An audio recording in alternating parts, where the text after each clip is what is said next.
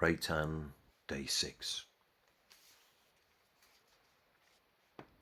In the rugged plains of Woros, howls of silence broke the night. Moonlit fields that told countless stories of much sadness, ghostly white, of cracked charnels filled with gloom. No soul voiced from whence death came. Once this was a flower that bloomed, now it scowled back at its name. Every lover, every bard lost their impetus in verse. Devil's Helions dealt their cards out to bearers of hell's hearse. Wind was chilled, it broke the bones, smoke and petrichor in air, grit and dust of old gravestones, marking no one of nowhere.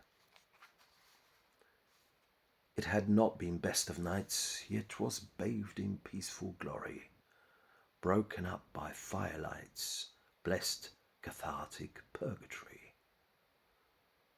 To the royal palace hill came a messenger from far, haunting yellow at the gills, face more red than cinnabar.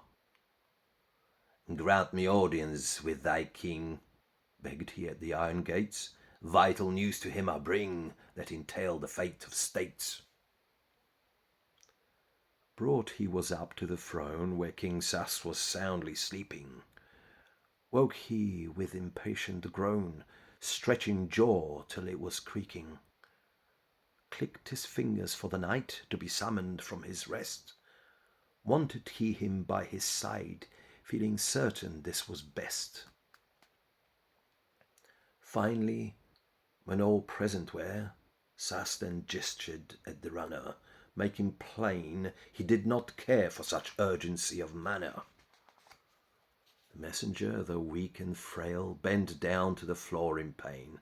"Hark, your honour, lest I fail. Sombre presage most insane, here I give you in these words. Please avert the war that brews 'tween the ruthless villa herds and the people that serve you. Tribe this knows of the misfortunes that befell your realm of late.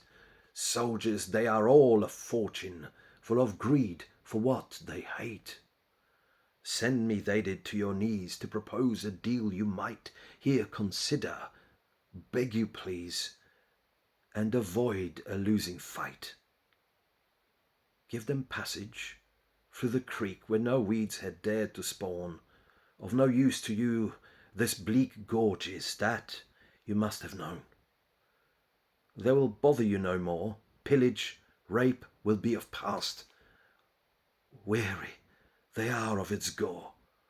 Weapons they will down at last." Reytan, hunched and pensive in his manner, seated close to royal limb, peered up through his weary rancour, pinching his own bloodless skin. Begged he with his hollow eyes for the king to not be quick, formulate an answer wisely, not to make the impasse sick. But Sas's boredom could be felt from the entrance to the pew where imperial guards had knelt, since the deluge only few. "Threat it is, bah, and I'm not used to bending down to such lows. Tell your masters that the ruse was defective, much like every beggar's clothes. Woros is the realm exemplar, to all kingdoms through the land. Piteous and sad, all attempts are to demean its denizens. Strong our bloodlines and our valor, every other lives in fear. Deaf to all their deathly pallor, should they ever dare to near. And no deal where I observe, beg for mercy they will too. Such pomposity, such nerve, thinking they will make me do." "I will deal with it, my sir," broke the knight his master's speech. "Let me take the messenger admonition, I shall teach."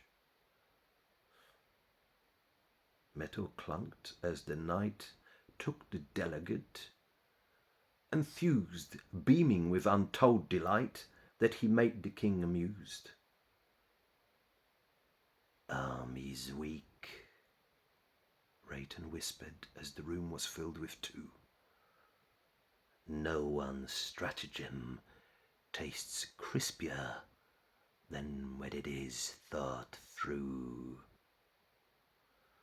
"Wise you are, I have no doubt," answered Sass as if in thought. "Weakness I cannot act out when a knave's ear's taught. I shall charge my brave Sir Knight with amassing a new horde to protect our every right with the heaviest might of sword." Reytan knew when to stop. The seeds of doubt must not be thrown, planted better so a crop of parasites is born. Left him hidden in that chamber of perfidious royal bubble.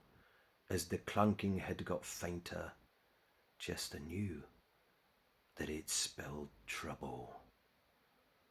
This ship of fools, this Jonah's vessel, beached itself on dunes of folly. Catastrophe of good intentions nestle in a darkest melancholy. A breach of trust at every turn, an air of failure with each breath. Nothing's sacred, nothing's earned. You are born to wait till death. As the evening begged to close with a pitch-dark sky severe, Reytan followed his own shadow up to higher atmosphere. At the mountain top of Sable, where the ravens come to rest, he peered out as he was able and pricked ears he could best. High above the veil of rain, hanging off a half-dead log, was the messenger in chains, in a gibbet cage, in fog. Faint and haunting was the cry emanating from his lips, echoing ghoul-like through the sky, a macabre soul eclipse. The Willerherz steadily rallied at the far of Barbican. 700 at last tally. This has always been their plan.